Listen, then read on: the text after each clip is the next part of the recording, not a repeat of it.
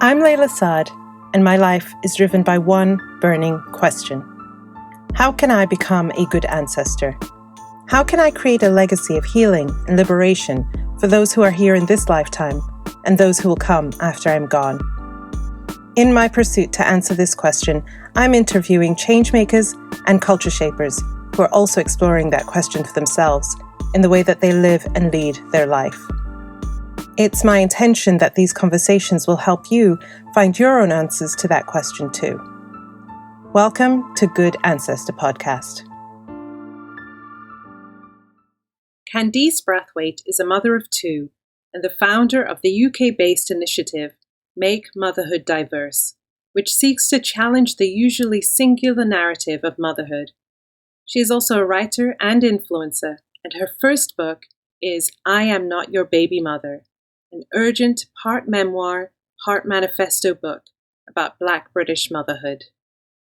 Okay, hello everybody, and welcome back to Good Ancestor Podcast. I am here with my darling, dear friend, Candice Brathwaite, who the first time we met, it was the other way around. She was interviewing me. So I get to now return the favor to this amazing being, and I know this is going to be an incredible conversation. So welcome, Candice. Oh, babe, thank you for having me. Thank you so much. Thank you. I had so much fun, and it's really wild to think about the fact that when we were last together, that was just a few months ago. And I was touring in the UK for my book tour. I got the chance to be in conversation with you at Waterstones, and I traveled to Nottingham and to Scotland and then back to London. And now we're home, social distancing. It's happened so quickly. So quickly. But it also feels like it's a new year. Yeah. It feels like 2021. I'm like... Or 2020.5. The speed with which we've had to change our lives has taken my breath away. Yeah. And yeah, I just remember us having a good time, even hugging people. Yeah. Is now so foreign and also heartbreaking. Yeah, but we do it for the safety of others. Of others, right. Stay in our butts at home, exactly. Listen. Yeah. All right, let's kick off with our first question, Candice. And I feel like I know, I've had the pleasure of having an advanced copy of your book, I Am Not Your Baby Mother. And so I feel like I'm going to know some of the answers to this question, but I can't wait for you to share it with our listeners. Who are some of the ancestors, living or transitioned, familial or societal, who've influenced you on your journey? Ooh. Definitely my dad, who has transitioned. I feel him so heavily at very strange times. Never the times when I'm sad or down, but if I'm in the middle of a business deal, he's literally all up in my business. Wow. He's like, do not let them bluff you, do not let them cheat you, remember my ways of moving. And I'm really, really grateful to him for that guidance from afar. Living, definitely my maternal granddad, without a doubt.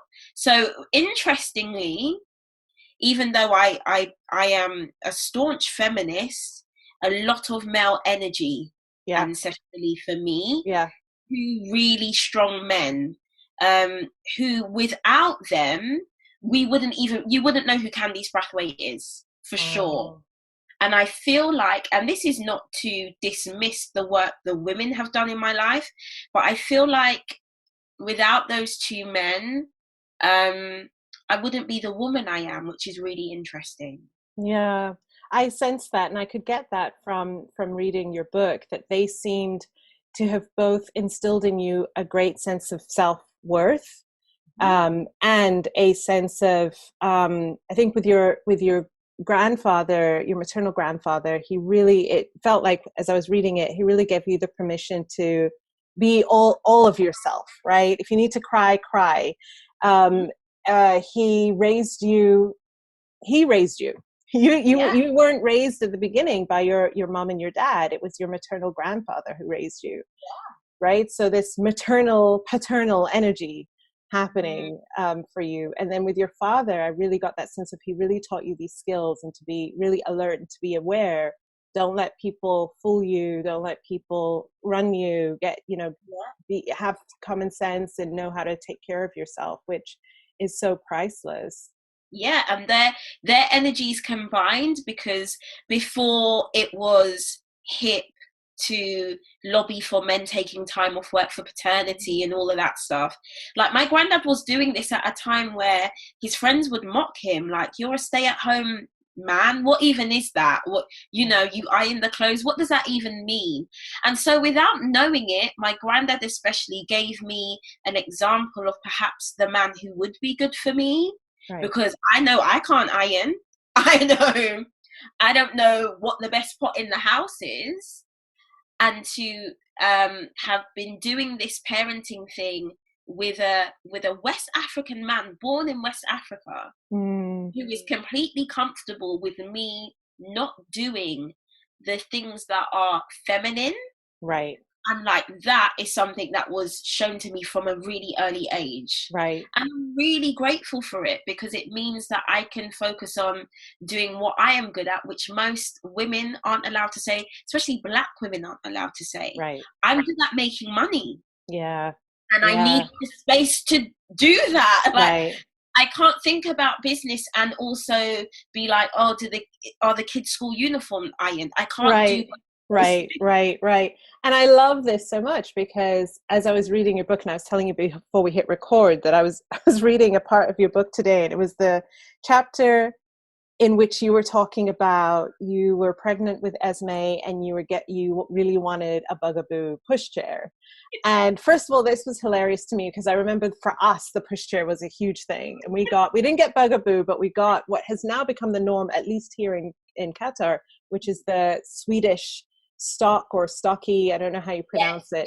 Yeah. When we got it, nobody had it, so we were like, oh, we are so so much pride, like the Mercedes-Benz, right, of pushchairs. But I remember reading your chapter on that, and you were talking about you wanted to buy this pushchair, and you knew it was £1,300, and at that time you weren't making a lot of money like you are now, and you said to your husband, this is how much it is, and he said, are you mad? Is the pushchair also going to send our kid to Oxford University? And I cackled, like I laughed so hard, and my husband is sitting next to me. He's like, what's so funny? So I read it to him and he goes, that sounds like me. Like, I'm like, because it's very African. It's a very African thing to say. He was like, do we not have some old bed sheets? Like, just tie the baby to your back. And I was like, listen, I'm trying to be this new mum and flourish, Right. And I think I say it some chapters down, or maybe even in the same chapter. It completely winds me up when people, normally white people, chastise young Black people for wanting to look good. Right. I'm like, listen, for a long time, that's all we had. Right. All we had was our Sunday best. Right. We weren't even allowed to interact with certain people. So from our look alone, we were trying to create this demeanor, which more often than not didn't necessarily match what we had in our pockets. Right. And also didn't match up with the message that was being given to us of being inferior. Like that look of clean, perfect, wearing beautiful things is a survival mechanism, right? It's a rebellion, it's a revolt of sorts to say, I'm not what you're saying I am. Exactly. Yeah. So for me, in that moment, buying that pushchair was just another way of putting a pretty plaster on a gangrene limb. Right. I knew good and well that trying to even acquire something like that would mean it was you're eating rice at home for the rest of the month. Right. But I'm already petrified of becoming a mum in a space that does not respect Black motherhood. Right. Or the idea that a Black family can be unified.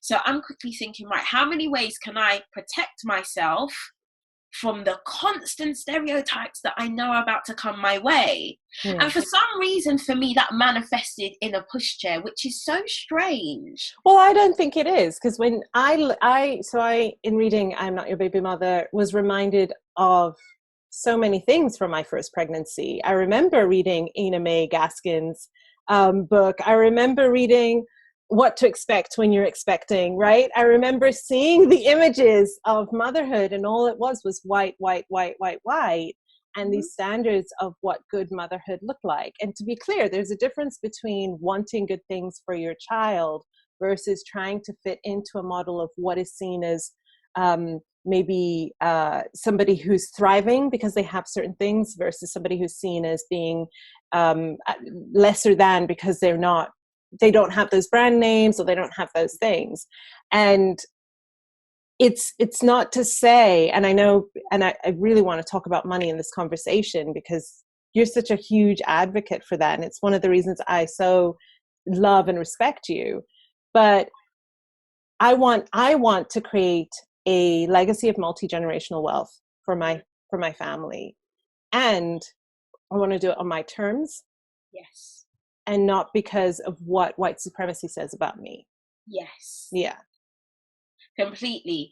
And it's not until I'd gone a few chapters or a few drafts in and I read that stuff back to myself, I was like, but you were making that choice from a place of white supremacy. Right. And even in now becoming a mother, I'm still mothering myself through some things. Absolutely. I'm like, girl, check yourself. You know, that was actually for their gaze, not even for you. Right. Because now and you learn this through the act of doing, but now I'm on my second child, I was like, is it safe? Is it kind of cute? Right. Does it fit my budget? Then we're good to go. Right. With the second kid. And not what are the mums in the mums group gonna say when I rock up? Right. Nothing. Yeah. But I had to learn through that process, and I think writing this book just made me grapple with a lot. And be like, even my editor is like, once I'd handed it in, she was like, and you're going back to therapy, yes? I was like, no, mind your business. Mind your business. Don't put pressure on me.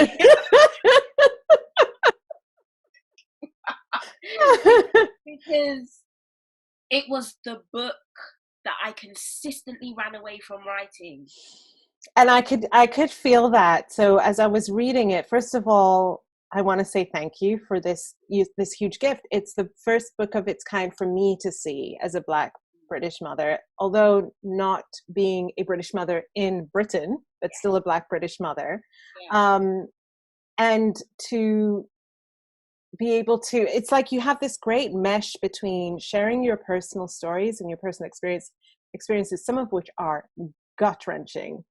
And we can talk about some of those, and meshing it with some of the statistics that we see coming out of the UK about Black motherhood, Black teenagers, Black mental health. And it's this great gift. It's this teaching tool, yes, but it's you literally took from, as my mom would say, like from in a sort of Swahili translation, from your womb. You wrote it from like the remnants of your womb to get this out into the world, and it really shows. I just want to say thank you, because I think this is a book that everybody can get so much from, all races, people of all races, people of all genders can get so much from this book. Oh, thank you. Yeah, so because it was tough. Yeah. So there were two incidences in your book, and I'm about 70% through the book, but there were two, and I'm about to hit a third incident that I know is going to make me clutch my pearls or like have to put the book down, right? The first one was, so continuing the story of getting the bugaboo when you actually found a secondhand one and you went to go buy it, you went to go pick it up. Yeah. And share that story. The second one was your what happened 5 days after giving birth to Esme, your firstborn. Yeah. Absolutely terrifying. The third one is the chapter I've just started where you've been called by Esme's school teacher to go to the school. And I'm like, what is about to happen? I'm not ready for this. I'm like, I know what's coming, but I just don't want to read it. Listen. And so, and it's so funny, a friend recently read it and she's like, girl, you don't let the reader breathe until like chapter 3. Chapter 3 is when I was like, oh, I can go and grab a coffee. Like, how are you putting people in a chokehold from page 2? Right. Yes. And I said to her, I can't wait for people to read it, because the book comes out May 28th, and if people are ready to review it May 29th, you have played yourself. Yeah. Because I, the writer, am still grappling with what I've given people. Right. So, you know, I don't want to lie to anyone. It's not a gung-ho read. It's not I'm just going to chill out on a Saturday and read this cover to cover. Right. Because if you're really invested in it, you need to take breaks. Yeah. You need to allow yourself to feel whatever that book stirs up in you. Yeah. You need to go and have conversations with yourself and other people. And like I said, it's the book that ran me down, because I'd gone through 6 proposals before finally submitting myself to this idea, because every publisher was like, oh, can't she write about motherhood? And I was like, no. You guys are playing games with this motherhood parenting field, and I don't want no part of that. You've really cheapened the industry here. Right. And the thing is, you have written about, the entire book is about motherhood. So the entire book is about, so the story of you, and not to give too much away, but you get this bugaboo, but you have to go buy it from a white woman in this sort of middle class neighborhood that's been gentrified, and you're there with your sister, who I also had the pleasure of meeting. She was beautiful, amazing. And her assumption when she opens the door is that you are a charity worker. And it was such an intense moment of her opening the door, me having to explain, no, I'm the one you... And you're 5 months pregnant. Yes. So tired, heavy, right? And then also being that bridge between, or that wall between her and my sister, because my sister will pounce. My sister's like, hold on, what? Girl, she did not just think, and then her not allowing me in the house, not wanting to take the chain off the door. Just this rolling theme of microaggression. And I was like, it threw me off in so many ways, because I'm born and raised in London. I have turned up in an area that I have been to before through an ex-boyfriend. It looked different back then, Girl, and I was so blown away, and that was my first experience of feeling judged as a mother, and the baby's not even here yet.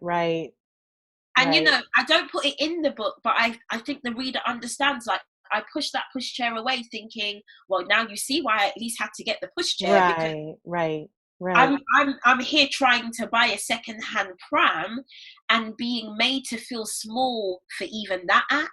I knew in that moment my blackness really scared her. You know, my name's Candice Brathwaite. Very few people are like... She didn't know what to expect. And that really segues into a quote that I wrote down from your book around naming. And it was the moment when you're trying to choose a name for Esme. And the reason it stuck out for me was, I remember my mom saying to us growing up that she chose, you know, we're Muslim, so we were going to have Muslim names. They were going to stick out anyway. But she said, I chose names that were simple and easy so that white people would find it easy to say your names and it wouldn't be difficult for them. And so the quote from your book, you say, we know that something as seemingly innocent as choosing a name for our child has to be carefully curated so it doesn't cause offense. Yes. And you had, like you said, a name that can be racially ambiguous if you don't see the person, but your husband does not. At all. Right. And there was this this internal and external struggle with me trying to honor his culture, which by proxy is my culture. That's right. I think it shows through the book as well that for a long time I put being Black British before being Black, or the idea of even being Black Caribbean, Black African, right. And now having a child with a West African man, I was like, again, girl, you played yourself.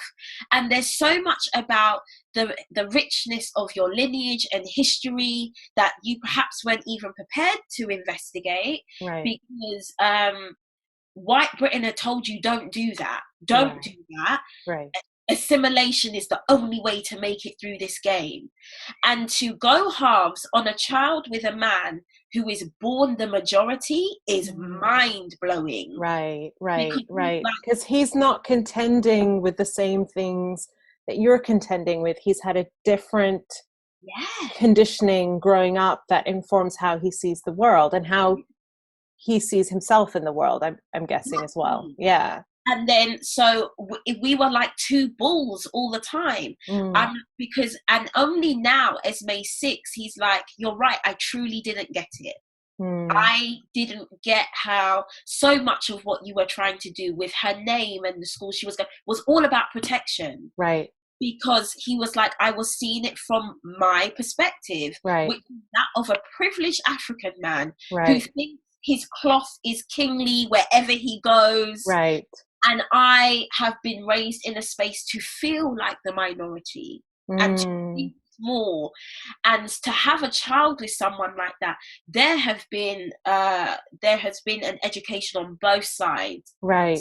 But for the betterment of both of our children, and even in naming Esme, it was really important to me that her middle name had meaning, and that she's really firm about what her last name is, because in naming her, I just thought, oh, there's so much that I can teach her just through this act. And whilst I don't want to make life difficult for her from a job seeking, Western money making perspective, I want her to understand that when I die, should nature take its course in the way I hope it does, she knows that, oh no, mum told me it was okay to investigate this part of myself. And I think through the strength of her name, and whenever her Nigerian granddad greets her, it's with her full Nigerian name. I'm like, yeah, you get it. And that's very important to me, because that's something I don't have. Right. And that's so, it's so interesting, because so how old was your husband when he came to the UK? How old was he? 18? Yeah. So he he's arrived. Yeah. Not even so fully formed, but also with the ego of someone in there. Right. Because I'm thinking of, so my parents are East African immigrants to the UK, but in the late 70s, right? They faced a lot of racism at that time, and though they grew up and lived the first part of their lives in Africa, they then met in the UK and had me and my brothers there. And so they were, especially my mom, very much like you, very much like, which school, got to get them into a good school, got to make sure their names are easy for other people to say, got to make, all of these things to protect us. And I write about a number of things in my book about the ways that she tried to protect us from white supremacy that were in complete love. And I think some of the only tools that she had at that time, which I'm grateful for. And at the same time, I'm grateful that I don't have to pass those same things on to my children. But there are so many things to contend with. And I love my name, but I also wonder, what if my name was Khadija or, Fatima, or something that was, or anything else that was harder or heavier for people to say? How would my experience in the world be different? Because Layla is one of those names as well that you And the name Layla, you don't know unless you know. Unless you know, right? Even though it is an Arabic name, it means night. That's what Layla means. It means night. But I've seen people of every race with that name. Yeah. So, and my name as well. I'm just like Candice. It doesn't offer up. It doesn't make you think anything. Right. And then Brathwaite is usually incorrectly spelled Braithwaite. Right. Braithwaite is a Scottish name. Right. So like, oh yeah, Candice Brathwaite. Yeah. A Scottish gal is coming in, and you come in. And it's just like, but yeah. you know, from my dad's perspective, by the time I arrive, my foot's in the door. Yeah. Now I can wow you. You haven't immediately put my CV to the bottom of the pile because you can't pronounce my name. And Austin Channing, who I interviewed in season 1 of this podcast, who wrote the book I'm Still Here, Black Dignity in a World Made for Blackness, says her parents named her Austin, partly because it was a name of a relative in her family, but also so that people would think on her CV that she was a white man. When she, so these different ways that we try to, that our parents try to protect us, and then we as parents try to protect our children. And the world that I'm wanting to build is a world where all of us get to live in the fullness of our humanity, where we don't have to make choices on that based on how dominant culture is going to perceive us and what stories they're going to start telling about us from just hearing the name. Yeah. So let's talk about money. And I say that looking like enviously, well, not enviously, because that's not an energy that I want to project. I want to say proudly looking at your collection of designer bags in the background. And, you know, when I first started following you, and I think I'd heard about you because we're both published through the same publisher, something like that.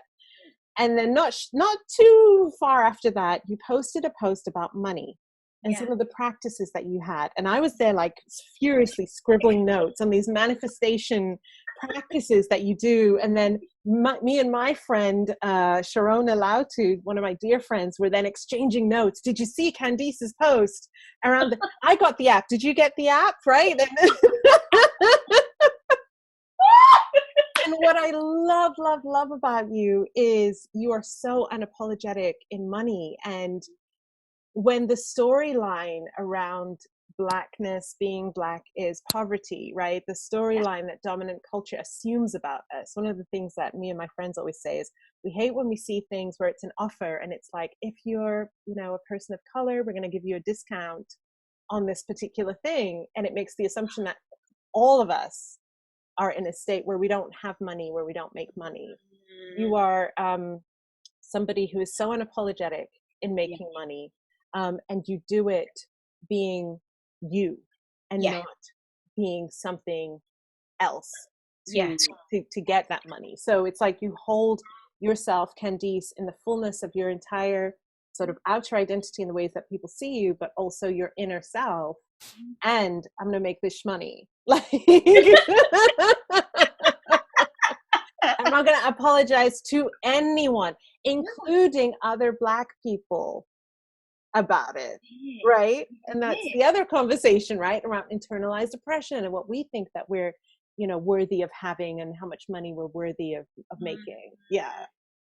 Tell me about your journey around that, because that, do you know, I can't lie, it's been a rocky road, and my mum specifically, just bad energy with money, which meant that, and it's weaved in little bits through the book, but days would come and the bailiffs come before school and you've got to hide and crouch down in the bathroom. And I knew from about my mid-teens, I was like, I am completely in control of this feeling. And the minute I work out how to do my job every day with a smile on my face, the feeling of poverty will not touch my shoulder ever again. I knew that, but I tried to be really clear about the fact that the feeling came before the facts did. I didn't know how.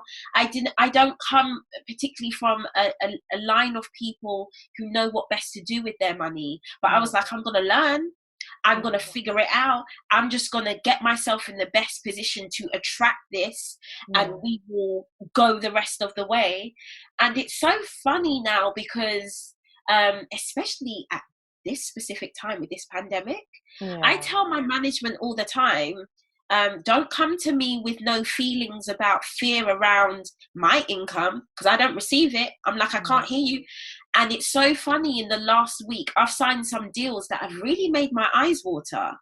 And I'm like, now, as we are in this global, we're in this global crackdown where people are really feeling it for their purse, but I just don't speak that language because I've been there, and poverty does not align with where I'm trying to take my family. So it's literally a conversation I can't afford to have. Right. And also I've really grown my faith in money and how deserving I am of it. Right. And I must admit, this is that whilst people might not see it as such, that feeling, the feeling of me being worthy, is really what turns the stomachs of a lot of white people who have a problem with me. That's right. Because, so let's talk about that. Because when I did first get to know you, and know of your account and was following you, very quickly after that, there was a whole drama that kicked off. And what I saw was disgusting, which was you being attacked by other white mommy bloggers and people in that space. And I was looking at it and I was like, they're mad. I don't even know the details, but I know this is a woman who is unapologetically Black, dark-skinned Black, right? Short cropped hair. Okay. In a beautiful, loving marriage with a beautiful family, and she makes money, and we're seeing her make money, and that's got to make some people feel some kind of way. Ooh. Because the attack that came for you was not normal. At all. And there were lines, like there was this website where one of them was speaking about me under a pseudonym. Right. And one of the lines that really stuck out for me was, I liked her so much better when she was poor. Like, just hold that for a minute. You know, I have been gracious enough, and it is grace for a Black woman to show up on the internet and share her life. I have been gracious enough to let you behind the scenes of my life, and for you to watch this growth. Right. But it hurt you that bad that you had to express that. I was feeling her in the struggle. Right. Because it's, who are you to make that money when I'm not making it, and you're Black? And you're Black. Right. You're Black. Right. And she's still in a relationship. My God, let's call someone. This is so, Right. And it showed up in that trolling situation in a way that even it took the wind out of me. It took the wind out of me. I watched it go down, and it literally pulled the rug under because I know what that's like for people to come after you. And then the way in which it was done, I was like, they are trying to weaponize something in her past against her. But all it does, especially in the way that you spoke about it, was make me say, I'm so glad that I follow this woman. Aww. That's all it made me feel. I was just like, this is an example of how to show up in your full humanity. Yes. Yeah. You're not going to shame me into silence. That was it, right? And this is with white people of that caliber. I think the trick they're missing is, do you know how many hurdles I have had to clear to even be here? Right. Girl, your little games ain't gonna throw me out. So let's just cut to the scene where you are on the floor of the boxing ring, and I'm just getting my check and walking off. And that's what happened. That's all that happened, because it was, I'm like, I Google your name, I see it coming up in all of these news and media, and that's enough to really take a person out. Like, it's enough. I had a childminder call me and be like, your full name is in my Sunday paper, and Yeah. And you know, we set out on this journey as Black women, knowing intrinsically what the task is. Right. Sometimes even telling God, listen, you need to bring it down a touch because I am ready for what you're Let me asking. breathe. Take it, sir, bring it down. Right. I'm not ready Can we stretch out the timeline a little bit? Like, for what you're asking of me. right. At the last quarter of last year, I really felt like God was just propped up in my doorway, like, sis, come on now. You know, this is really your chance to do the work, to put your money where your mouth is. You're quick to tell people, don't let your past own you. You're quick to tell people, strive for more.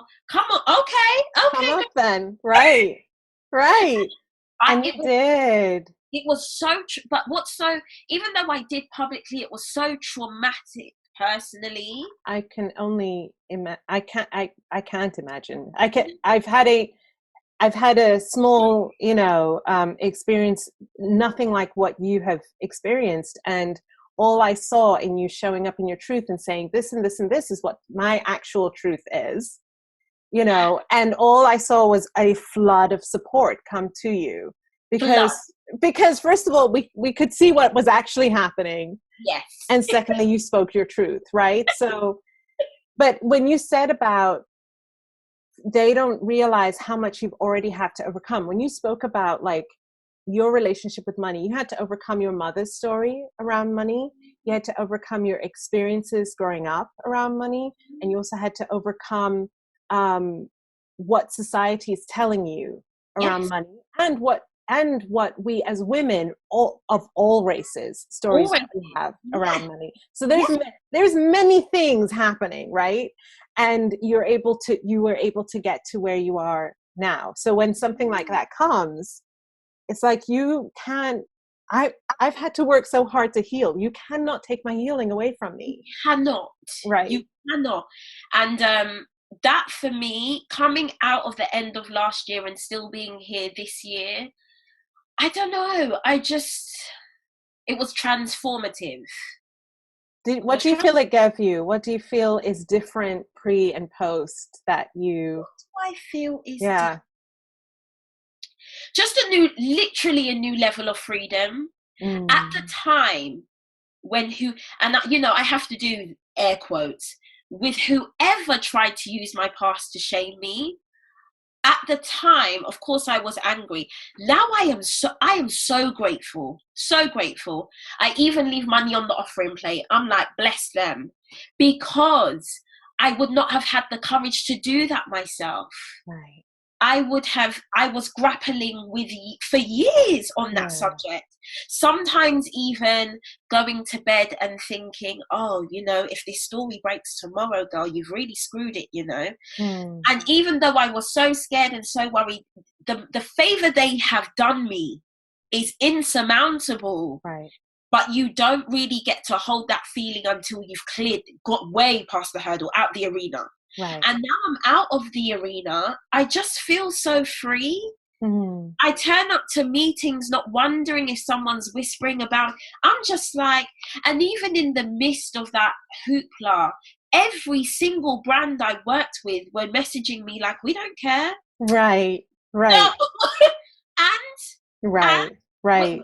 We're going to sign you up next year with even more money because this is just... And do you feel that's because of how you showed up in your life up until that point, from a real sense of being fully yourself, being very transparent and very authentic? Do you feel that's why? Because, brands can be fickle. They can be like, I don't want to be a part of this actually, or we're having second thoughts, Do you know what? I feel like as much as we feel like as a society we're moving forward and we're doing all these great things, I feel like for any brand to sign up a bald-head, dark-skinned Black woman, you made some calculations, right? You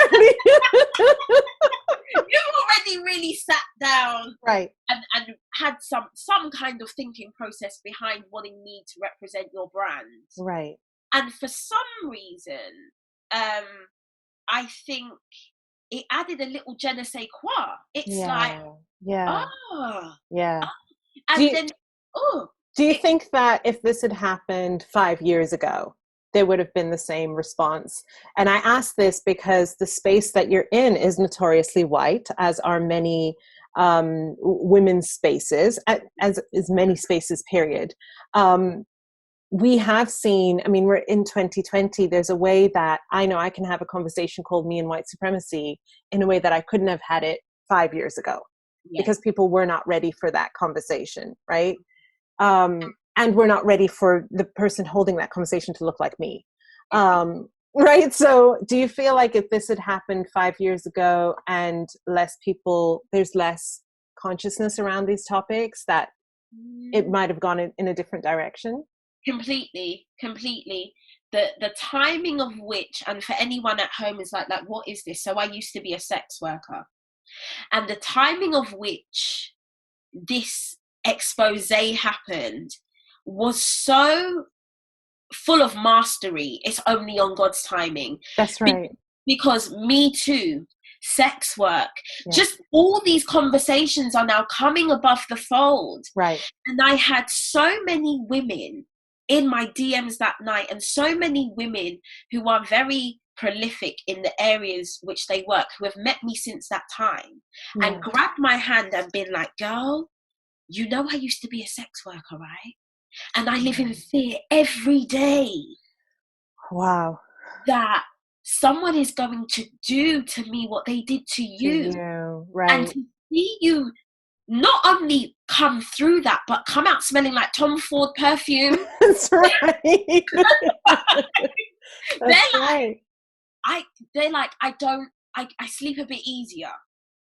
Like, not if, but when will not destroy me. And you have to trust the timing of God, universe, whatever you want to call in times like that. Yeah. Because going public with that post, I was shaking. Right. Like, it makes me emotional now thinking about it. I remember, and my heart went out to you, because all I felt was love for you. But I was like, I cannot imagine the state that she was in when she wrote this, because to other people, our secrets are not such a big deal, right? But to us, they're everything. And within seconds, this virtual love that just flooded my home, my virtual space, my real home. Yeah. I woke up the next day, like, just on such a high, knowing that whoever had did that to me had seen that. Right. And I actually just, I sat up in bed and I thought, what else you got? Right. It really makes me think of Maya Angelou, who had this huge, like, and especially when she's whitewashed, we only like to think of her as this eloquent poet and writer and speaker and sort of this ancestress with this ancestral elder energy. She did some things, if you've read her books, that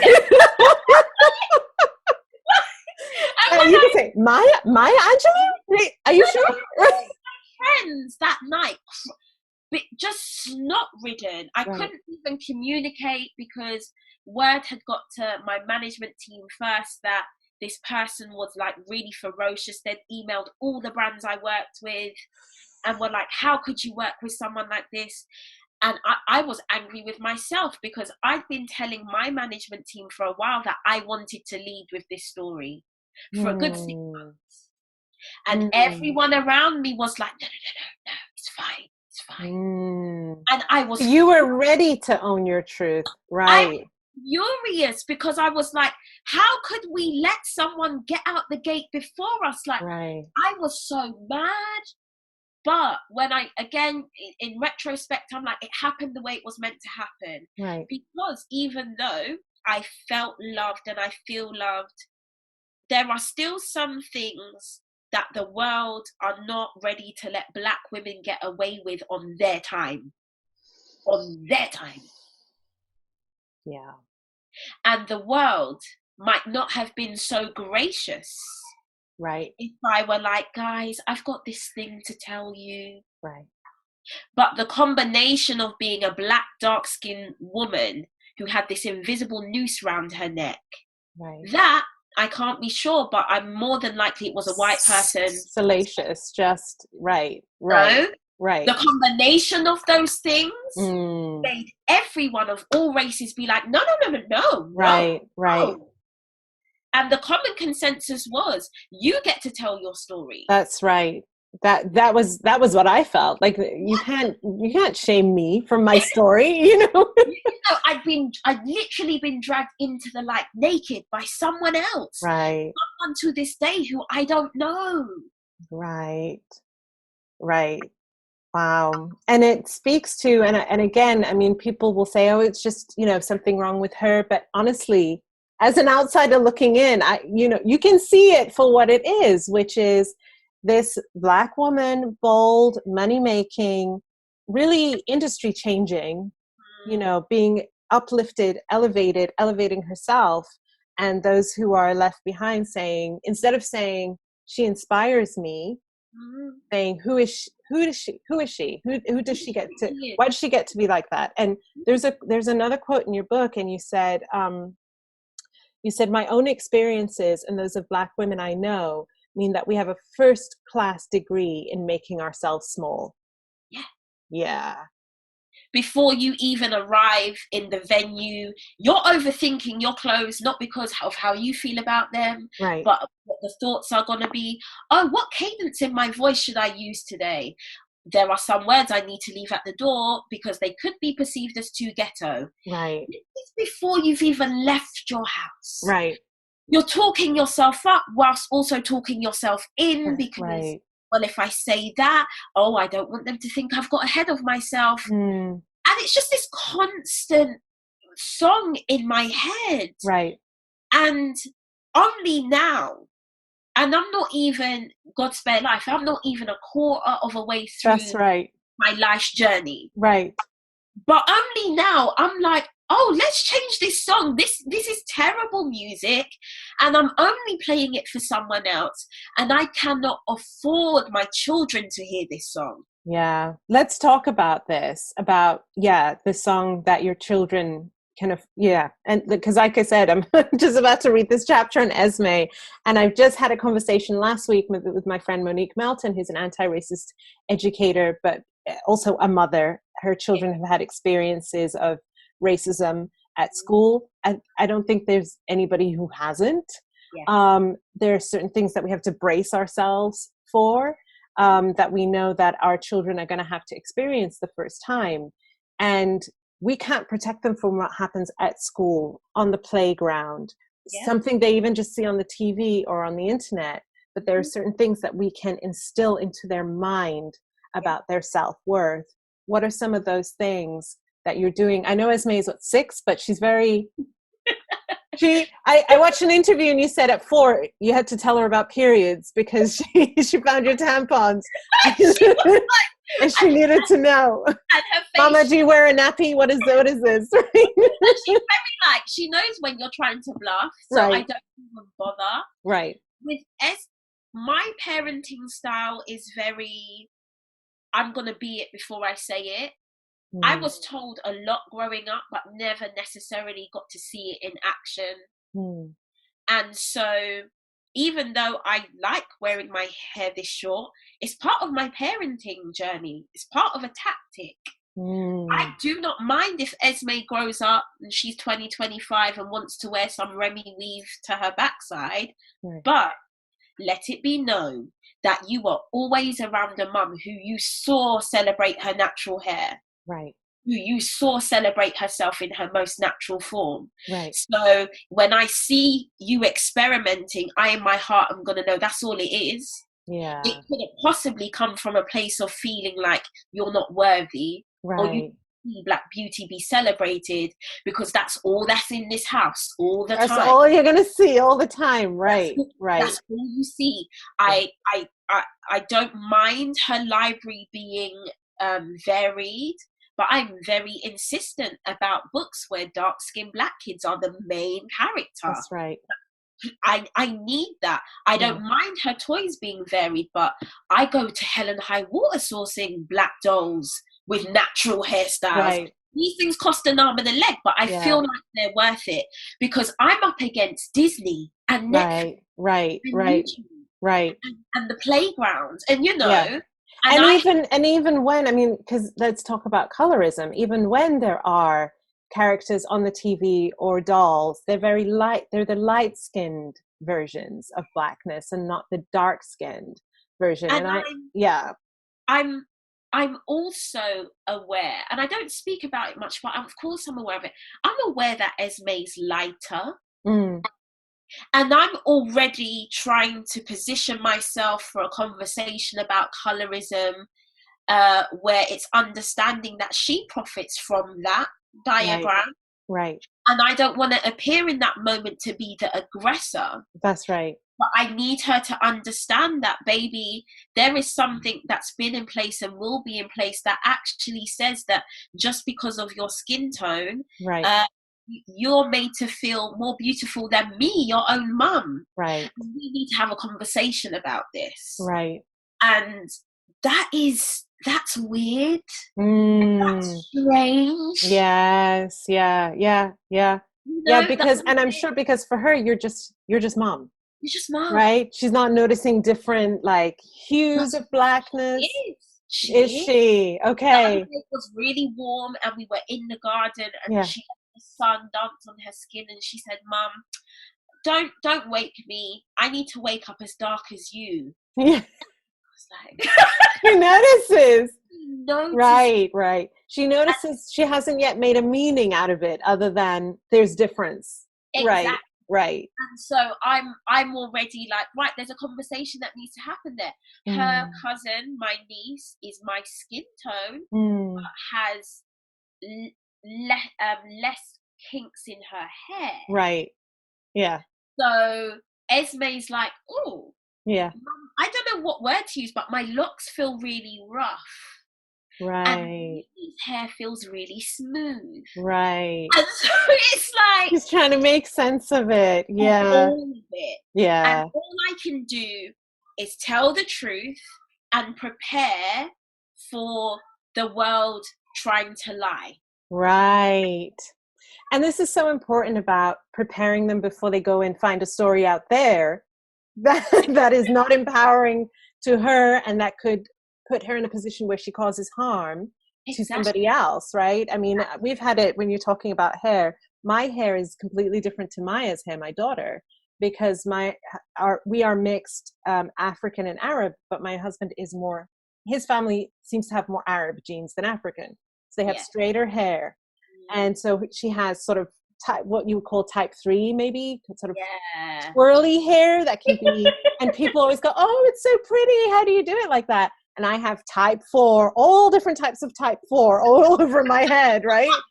Very kinky, coily hair. And what's interesting though is, especially when I stopped wearing the hijab and started wearing my hair natural, shaved it all off and then grew it natural.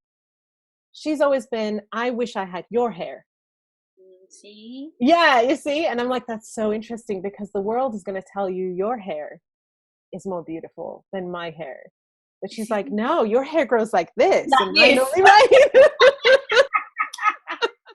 She sees a crown. And I'm always like, look at the curls we're popping today, right? And she's just like, I've just got these limp, this limp hair falling down.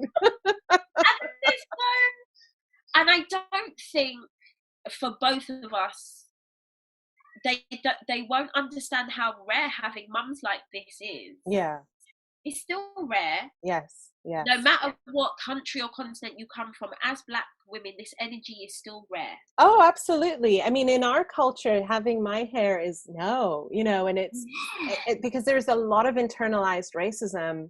We're mixed Arab, African, and there's a history of enslavement that is a part of that story, and of seeing the African side as lesser than. So if you have hair that looks like mine, you're more African, which is not a good thing. Right? Yeah. And so you're absolutely right. It doesn't matter where in the world you are. Anti-Blackness is a global phenomenon. Yeah. Yeah. She's Esme specifically, because you touched on this briefly, Esme specifically has been sent here to teach me some things. And I have to allow that to happen, privately and publicly, because in the house I grew up in, aside from my granddad, it was very kids should be seen and not heard, and you don't have an opinion and your ideas aren't valid. Right. And Esme came into my life at a time when I fully needed to be cracked wide open. Right. And she's really, many of my Caribbean friends will be like, oh, you're raising her very say white. Very free. White is the word, right?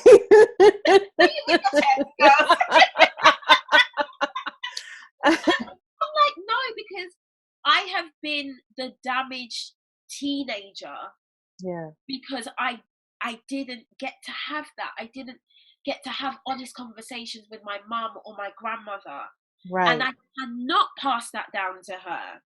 And we talk about, I love that you brought this up though, around your friends basically wanting to say raising her white, but not wanting to say the word white. And I think there is a meaning behind that, which is she has a sense of entitlement, perhaps. She's free to speak her mind however she chooses, and you would not try and squash that down, make it small, tell her to be quiet. Why is it that only white people get to have that? We're talking about, we don't want to live in a world where we're treated as lesser than. My children should be able to, there should be respect, but at the same time, how can I complain about something a white kid does, but not give my kid the freedom to fully be themselves? Exactly. Right. Exactly. Yeah. Like you always say, in all of her humanity, which is not always cute. No. It's not cute to go back and forth with a kid in Tesco's about why they can't have Lucky Charms or whatever. Right. But I'm like, okay, I'm going to take the time out to walk you through this. Yeah. And we're going to have a conversation. And I think one of my big yes moments were my father-in-law was here, Nigerian, very Nigerian. He was eating dinner in the living room and he called Esme to come and collect his plate. Okay. And you went, Nina. And everything, all my sirens went off. Yeah. And Esme was like, Granddad, I'm not doing that. Wow. And it's still to this day like a really big moment for me and in our house. Yeah. Because she went back and forth with him. She was like, Granddad, I love you, but your legs aren't broken. So let's talk about what's happening.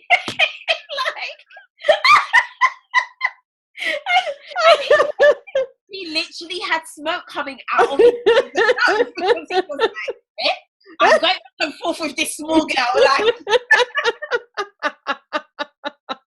And then to just make it even more layered, Bode comes along and takes the plate. And, and I was just sitting in the kitchen just doing a dance of joy. Right. That had to happen. Yeah. That had to happen. Yeah. Because it's not lack of respect, because 2 weeks later he went home and I'd finished eating in front of the TV. Yeah. And without even noticing it, she was like, Mum, you done with your plate? Do you want me to take that? Wow. It's not lack of respect. No. It's just that already at 6, she was like, that doesn't feel good to me. Right. And that instilling that sense of what feels good and critical thinking. Like you said, why do I have to? Yeah. You can walk, you're not unwell. Right. Right. And so for me, like, that isn't a perfect example of what I'm trying to do. And I know that is not to every Black household's taste. Yeah. I understand that. Yeah. Yeah. And we're all, yes, exactly. I mean, I know with my mom, who my mom cracks me up. So my mom is retired from her career, but works, I always tell her, like, she is like an empress. Like, she runs an international empire of various businesses around the world, but does so from her home, but is very much so a, like, grandmother, right? Yeah. So yeah, have the kids every day. It's no problem with me. All is fine. So she's been taking them during this pandemic because they don't live very far from us, which is such a godsend for me because otherwise I wouldn't get any work done. Yeah. But I tried to get her to share some of the homeschooling and with Mohammed, my youngest, who's 5. And so the first day I did part of it with him at home. And then I said, I'm just sending you these sheets, which he just has to fill out. And that's it. She called me that afternoon and said, do not send me any of these things again, because I'm very African in the way that I teach. And he is like very Western in his way of, so he's like, Bibi, which is grandmother in Swahili. Bibi, you don't know, that's not the way we're supposed to do it. And she's thinking, back when I was teaching your mom, right? And when I was learning, this is the way it is. And then there's Maya who's watching, and she's kind of a peacemaker. She said she's a Libra. So she's very much a peacemaker. Muhammad is very much a Gemini. And he's like, you're not the boss of me to my mom, okay? and Maya's there like, Muhammad, that's Mama's mom, right? And he's like, I'm gonna tell my mom. And she's like, that's Mama's mom. You're gonna tell him Mama's mom, okay? Clash of cultures. He came home that day and he's like, Mama, I don't like the school of Bibi. No, thumbs down, thumbs down. Make me go again. That moment, to hear them, to know they had their say. Yeah, he's like, no, this isn't working for me. So we can do the homework at home with you. You get the way that I like to learn. Right? He's like, she's asking me questions that aren't even on the thing, I love him. That is Esme's energy. It's made me look at people like, I don't see that question here. Like, right. So we're all in different stages, and it's different generations as well. But when we talk about the idea of being a good ancestor, for me, it really does start in my relationship with my children, and then what gets passed down along the lines based on the healing that I choose to do in this lifetime, and that I have the privilege to do in this lifetime because of the past healing that people who've come before me have done. There are certain things that I really hope and I pray that my children, my children's children, don't have in their consciousness and their understanding of themselves or of other Black people in the world, based on the healing that we're doing now. Amen. Yeah. Okay, so we talked about Esme. I want to talk a little bit about RJ. Yeah. Before we wrap up our conversation. So RJ is your son. Yes. Baby boy, who is your spitting image. Like, when I saw his picture the other day, I'm like, what is she talking about? He looks like his dad. He is her copy paste. He's you. That boy. Yeah. And you write about in your book that a key decision that you made was moving out of London because you were having a baby boy, a Black baby boy. Yeah. I love London with all my heart, specifically South London and Brixton. And I know the pandemic's happening and Corona's happening, but the pandemic for me before that was the culture of youth stabbing in London. And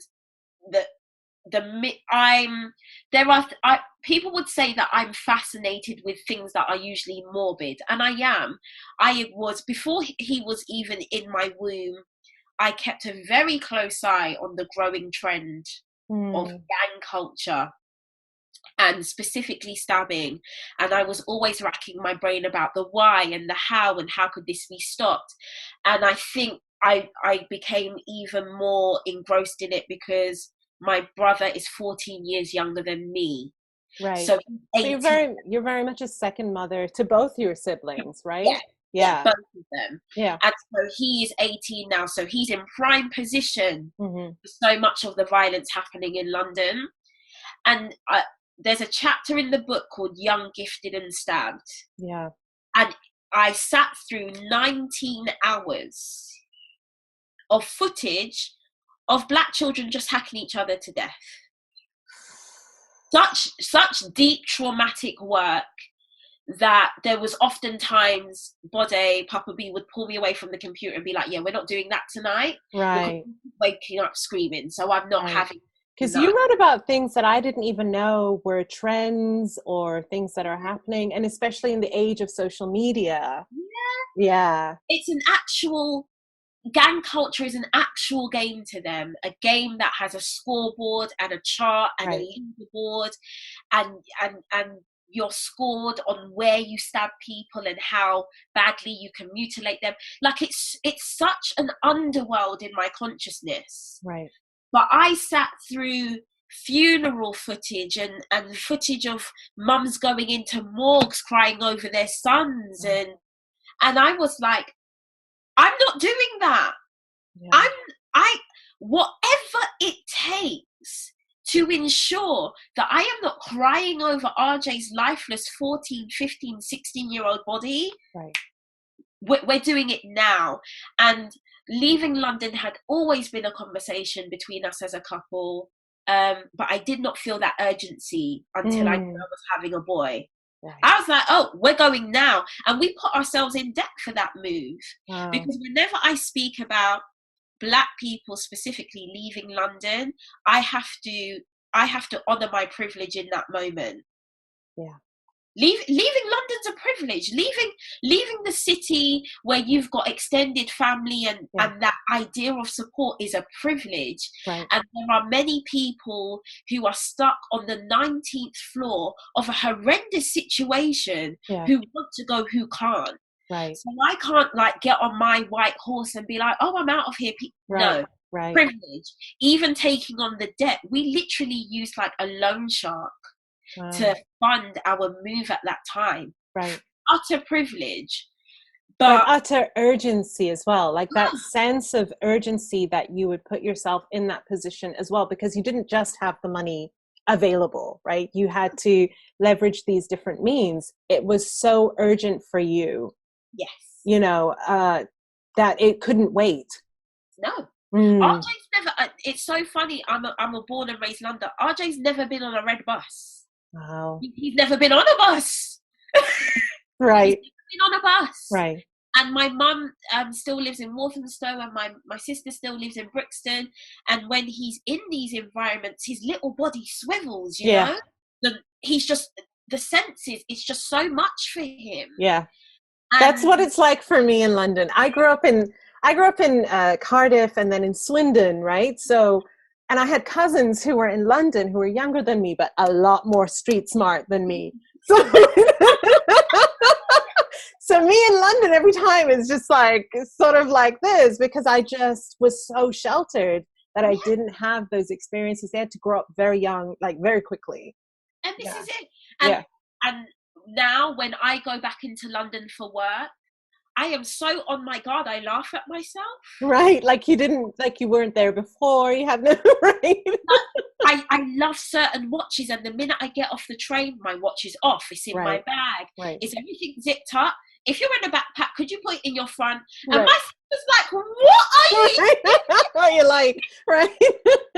And I'm like, listen, but what, even though she laughs at me, my heart breaks for her, because I think I've said this to you before. A 16-year-old was stabbed outside my sister's house, and my 4-year-old niece had to hop over a body bag to go to school. And when I spoke to my sister about that, her blasé, like this is the only chapter I well up about, her blaséness about it. Right. She was like, sis, it's life. And I'm just like, whose life is that? Right.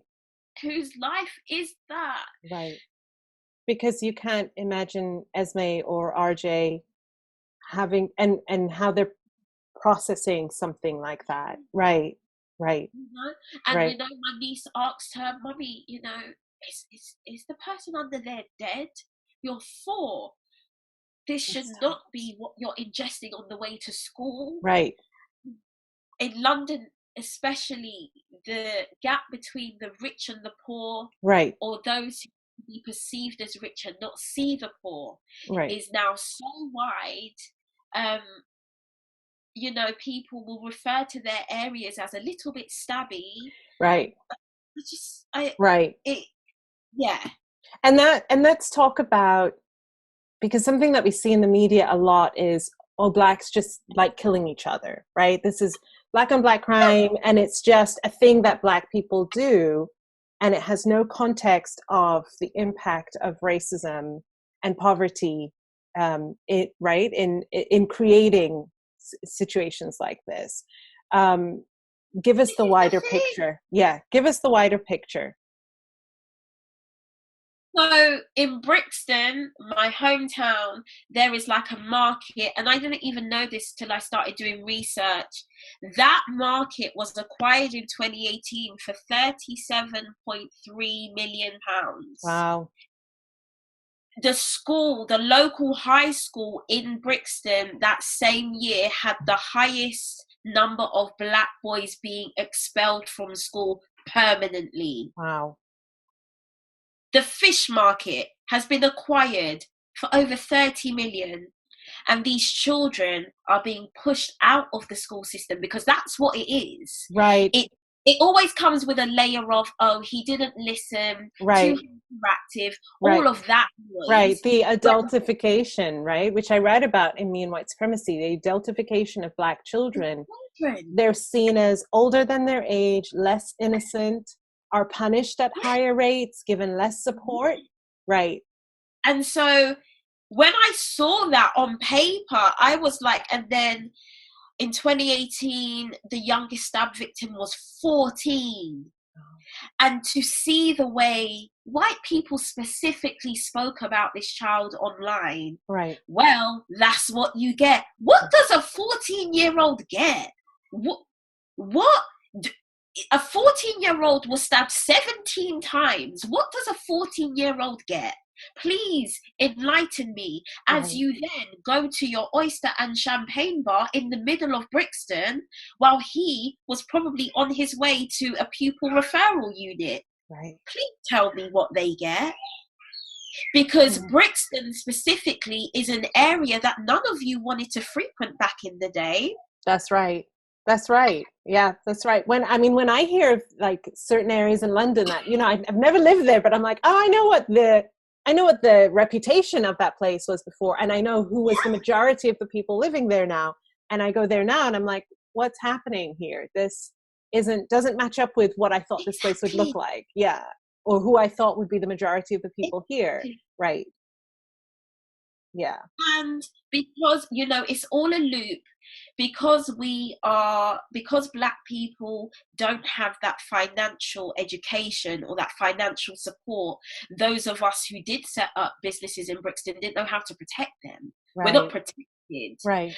When someone comes and buys this lane for 30 million, we're out of here. Right. With nothing, no savings, no protection. Right. And there are these 70-year-old black people who are having to start again. And and you would know this, if you're gonna write a book of this magnitude, I was like, oh, I have to tighten up the fortress. Right. Because I can't afford for it to just be written off as hearsay, right? Or how I feel. That's right. That's right. No, you gotta bring the receipts, the facts, the research, everything. I'm not just imagining it, right? Yeah. And also I'm thinking about how for so many of us, we're only second or third, maybe fourth generation. So when we think about, like what I was saying earlier, building that multi-generational wealth, or at least a multi-generational cushion, that means that, you know, there are certain things, certain choices that you're going to be able to make, right? So I think about my parents moving to the UK from East Africa, meeting there. They worked so hard to make sure that my brothers and I had the things that we had. And it's so interesting when I have conversations with my younger brother, because he grew up very differently than I did. I grew up more in the UK than he did, but he's lived more in the UK in his adult life than I have. So he's reading my book and he's just like, but I don't remember these things. And I'm like, yeah, because by the time it got to you, you know what I mean? This was a different experience that you were having, you know? And he's like, but I feel like we were like we do have white privilege. I'm like, no. We have class privilege, economic privilege, but not because our parents inherited it from somewhere, but because they worked their asses off in the face of systemic institutional racism that says they shouldn't have had it. Right. So when I think about being a good ancestor, money is a part of that, because it gives choices, it gives access, it gives the possibilities to be able to choose how you want to live your life, instead of being funneled into a story, a narrative that dominant culture creates for us. Yeah. Completely. And this white Christian idea of, you know, money being the root of all evil and all that jazz. I'm like, I need my people to get hip to these lies. Right. Because money has been very helpful in me now protecting my family. That's right. And I want that for everyone, but more to the point, I really want that for those who look like me. Right. That's right. We've not yet had the chance to relax in the freedom that brings. Yeah. Yeah. And we deserve that. You deserve it. And that's the constant conversation I have with Black women. I'm like, you deserve this. Right. You deserve it. Right. And don't do that thing where you're like, oh yeah, but I didn't really work hard that day. No. Imposter syndrome. Imposter syndrome, right? Yeah. But all you have been through in your ancestors' network, you don't understand how in the red this universe is to you. That's right. So don't now get the heebie-jeebies when you're getting paid really well, and in your mind you're like, but I didn't find that hard. Right. Something else did. That's such a story, right? That is such a story that so many of us have, that if it came too easy, it must not be mine, right? If it came too easy, I must not really deserve it. And we have to cut that shit out. The struggle mentality. And it didn't come easy. It didn't come easy. That's the thing. It didn't come easy. I tell my friends all the time, I'm like, hey, you think I'm making money now. The universe has not caught up with what it owes me yet. Right. So there will be days when it feels like making this money is easy. Yeah. And so it damn should be. Yeah. Are you tired of toiling, even mentally? Yeah. And that stereotype and that archetype of the strong Black woman who is always toiling and getting very little in return. One of the things that you talk about in your book is the pyramid structure. Yeah. Walk us through what that pyramid is. You know, I don't even know how that pyramid came to mind, and I just drew it out one day. But in my mind, I see the world as a pyramid, and at the very top of the pyramid are white men. And you know, it goes down as we know it does. Yeah. But what I always tell people, I don't even see Black women on the pyramid. That was the part that got me, right? So you said white women, white men, white women, other people of color, Black men. And then you said Black. So I was like, okay, you were like, where are Black women? I was like, on the base. And you were like, no, not on the base, right? Where are they? Like, in my mind, Black women are the pillars holding this pyramid up. Right. Who don't even get to come above soil. You don't even see us on the base. Right. And so when I talk to Black women and I'm like, hun, believe, get your money up, do this, do that. It's because I want you to come up for air. That's right. This living beneath the ground, you're going to get an eternity to do that once you're dead. I don't want to talk about that right now. Yeah. We're trying to get on this pyramid. Yeah. And when you even start to like taste the air and the food and the climate, you're going to want to keep climbing.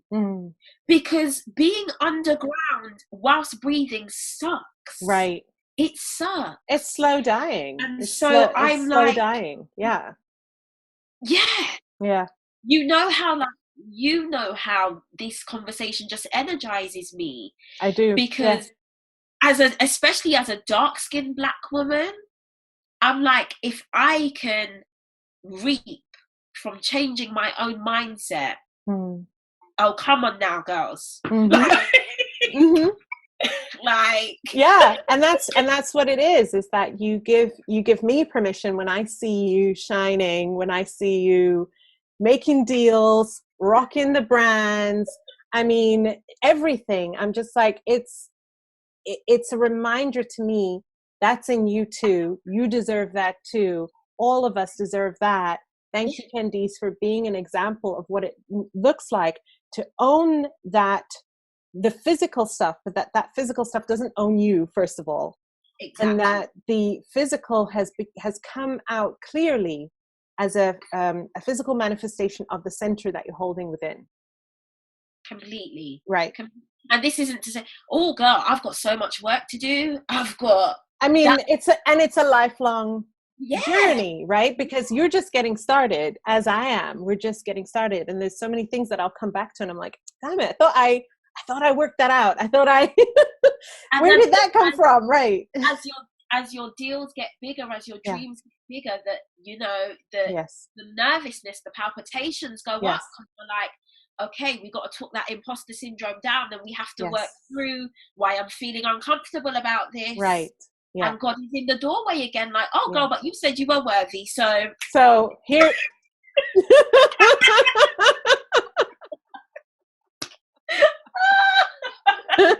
So just take it. Like, what's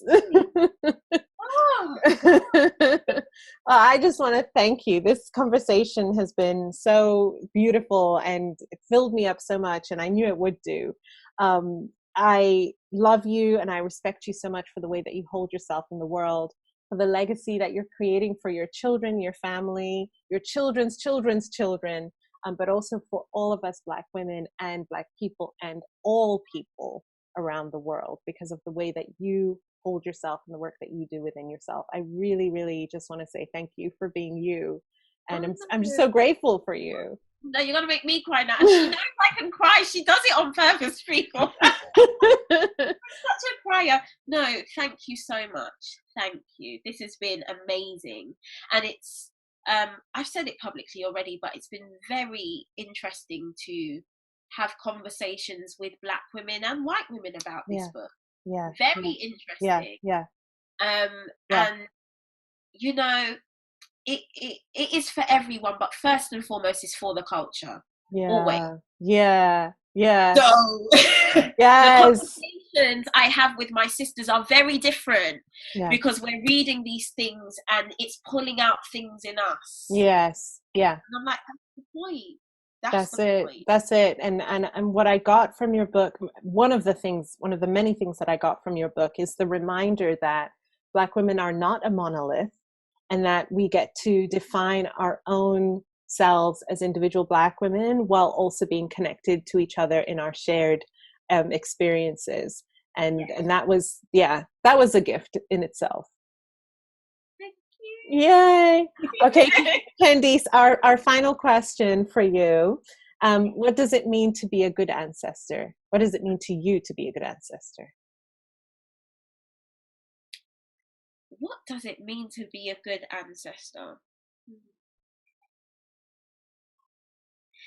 I will know once I am on the other plane, because I will know I've cracked it if I'm called upon. Wow. Oh, yes. Someone on this earthly plane as we know it calls upon me, that's when I know I've done it. Because I can't lie, there are some ancestors I'm like, you're good, it's fine. Right. I just